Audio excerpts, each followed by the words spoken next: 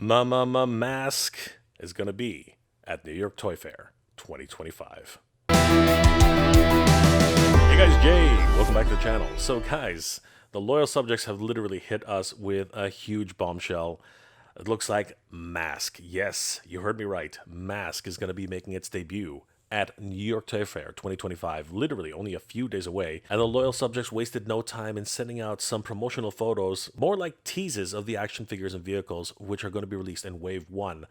And I was over the moon when I saw these. Let's take a deep dive and see exactly what we can glean off these photos, as in a lot of ways they're a little bit hard to see, but that's not going to stop us from making some predictions about what is included in the M.A.S.K Wave 1 set from the loyal subjects. Let's have a look, guys. Well, guys, it's here. The Toy Fair hits New York March 1st through 4th, 2025 at the Jacob K. Javits Center in New York City. And there's a lot of excitement going around as the loyal subjects have actually announced something really, really special. They've been hard at work at some of the best 80s nostalgia brands around, including Jem from Jem and the Holograms, straight out of the cartoon. And this, of course, is a fan favorite. A lot of people have been very excited about this version, especially considering she has full articulation, bringing them up to speed for 2025. The loyal subjects are continuing with their Teenage Mutant Ninja Turtle brands. The new version of My Buddy, Where in the World is Carmen Sandiego? And who can forget Strawberry Shortcake and Rainbow Bright? I gotta tell you, loyal subjects have been killing it, bringing nostalgia back for fans of 80s properties. And this trend continues as they announced some crazy things the other day on their Instagram page. Starting with this very cryptic note, we have a semi-truck, a sports car, a motorcycle, and a helicopter. We also have a ninja, which can be confusing, but the ninja is wearing his mask.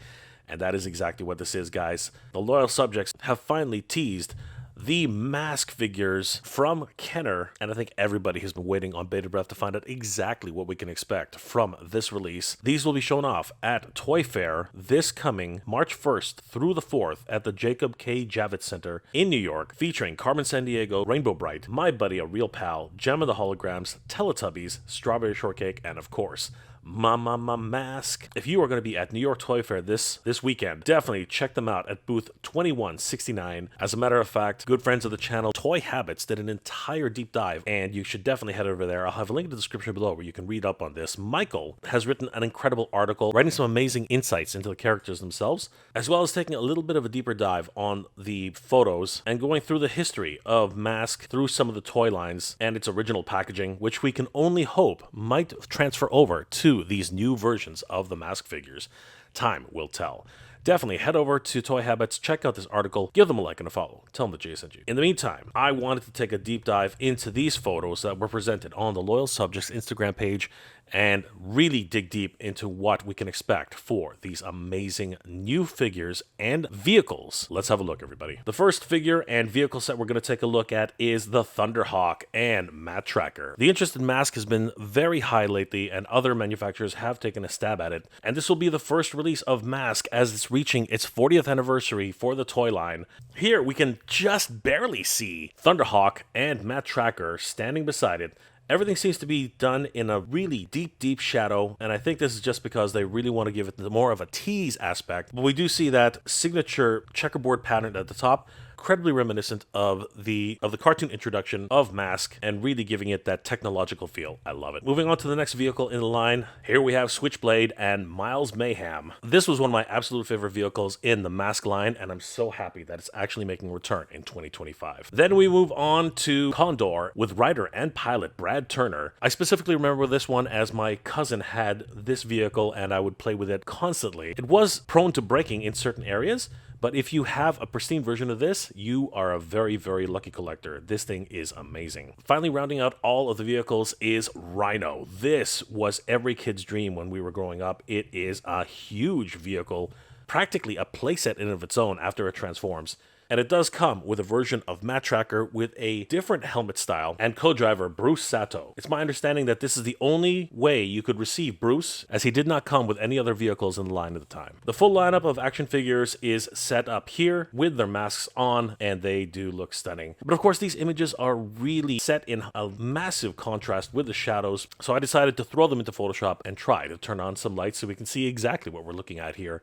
maybe even getting some additional details along the way. First, we'll take a look at Matte Tracker and Thunderhawk, turning up the levels a little bit higher along with adjustments to the brightness and contrast, and we can really see some amazing things going on with Thunderhawk. First of all, it's really interesting to see that they actually cut a piece of the wheel off in this photo, turning the shadows back on. Practically no way to see that cut off wheel. But when you brighten up the image, you really can see exactly how it looks in its brand new iteration of Thunderhawk. Gorgeous ruby red, all those wonderful signature stickers, the rims on the wheels themselves, and it's going to be interesting to find out if these wheels are actually made by Goodyear. I think that would be absolutely stunning. We can also see that Matte Tracker has a lot more paint details on the figure, as well as additional details were not normally present in the original figure from 1985. Heading back to Toy Habits and zooming in on the original figure of Matte Tracker from 1985, you can see that most of the paint details are there in terms of the red and brown highlights of his harness along his jumpsuit. But when you come to the face, there's practically no paint at all except for his yellow hair. The facial features are there, which are very well defined, but even on the mask itself, the overall look and details are quite minimal. Matte Tracker himself came in two different versions of the figure, released at different times. The first one had more of a harness on the actual helmet itself, and the second version was more of a complete helmet mask, which I think a lot more people are familiar with. This seems to be the case on this figure being released by loyal subjects, and looking carefully at the details, I think we can assume that there will be more paint details and a few more details with the figure itself. It remains to be seen if Matt will have additional articulation in his arms and his wrists, along with articulation in the ankles. Next, we should take a look at Switchblade and Miles Mayhem. Everything looks really dynamic here with the high contrast shadows, but if we turn up the levels and contrast, we really can see a lot more detail. It's once again interesting to see that they actually cut off a piece of the vehicle right here for these promotional shots. When the shadows are in high contrast, you can barely tell that that has been done, but once the contrast has been turned back on, you really can see all of the editing that was done with the photos, and it is fascinating to see. I love the blast effects. They look amazing. I'm not sure if they're going to be the same purple color as they are here. It would be interesting to see what the final color scheme is for these particular blast effects. The windshield is reflective, but seems to be reflecting the purple light which is being emanated from this grid. But looking back on Toy Habits, we can see that the original vehicle does have a red tinge to the canopy itself, and I fully expect that this will carry over to the final product. Looking closer at some of the decals, we can see that wonderful gradient on the rear fin stickers, as well as some of the wings on the left and the right. Very reminiscent of the original gradient pattern on Switchblade for the two versions which are pictured here, toyhabits.com. Of course, we see no indication of how the final transformations will be accomplished, but I think it can be assumed that they will be the exact same transformations. Miles Mayhem himself looks incredibly dapper in his overall appearance here, and compared to his 1985 original counterpart, I think it can be assumed that he's going to have more cartoon-accurate colors for his action figure.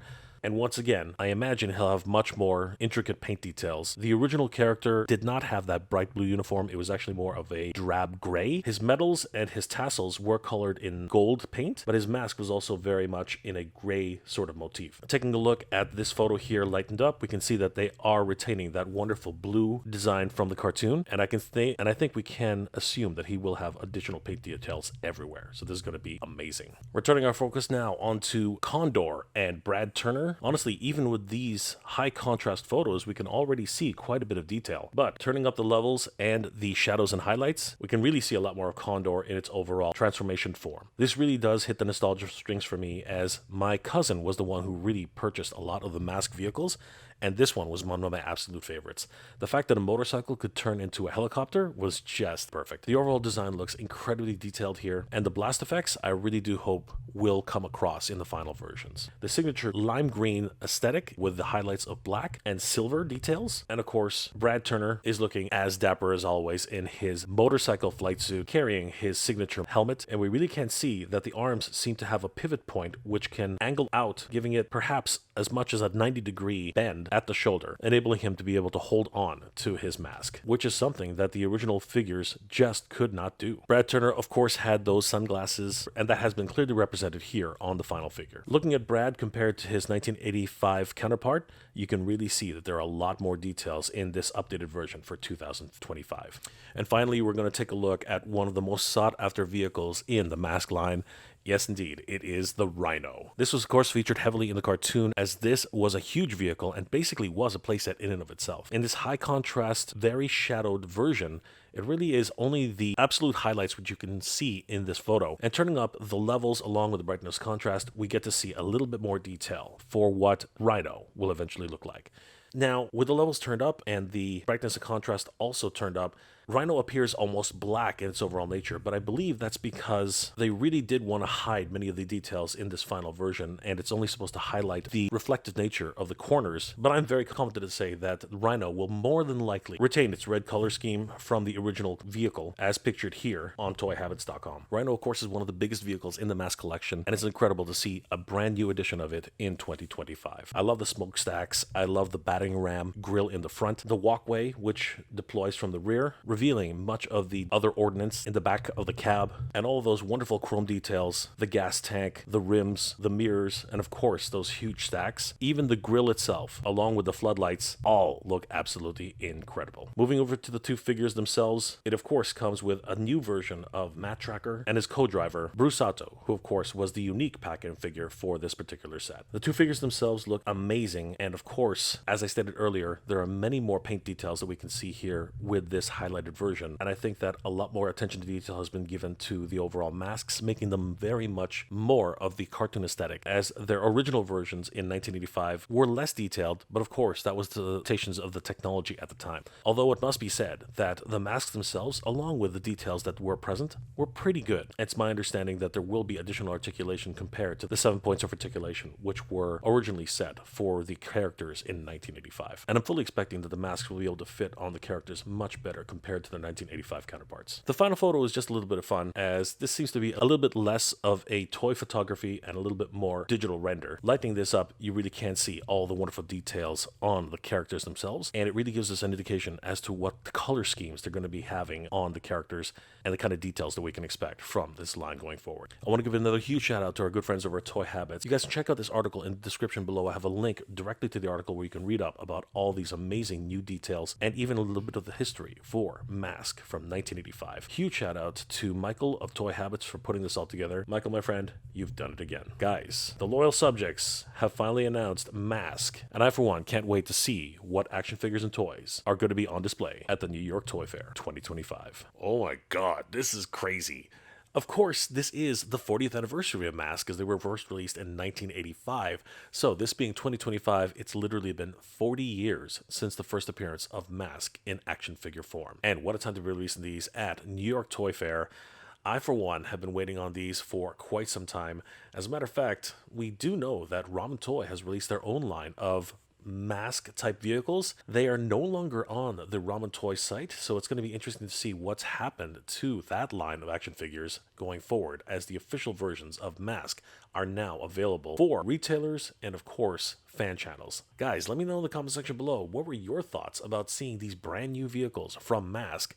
It's my understanding that these are actually the exact same scale as the original M.A.S.K vehicles, and will fit in incredibly well with your current collection, as these are pretty much one-to-one scale with that line of action figures and vehicles. Or are these now completely out of scale with any of your other collectibles in your collection, as they are literally about 2.5 inches in terms of their overall height, and that just does not fit with anything else that you're collecting presently in 2025? Let me know those comments in the comment section below, guys. I hope you enjoyed this episode, and if you did, please do leave us a like. It really does help us out. Guys, toy news continues in 2025. As a matter of fact, Mondo is also getting into the game, as they have released and still have up for pre-order the Real Ghostbusters 2-pack of the Boogeyman and Egon Spengler.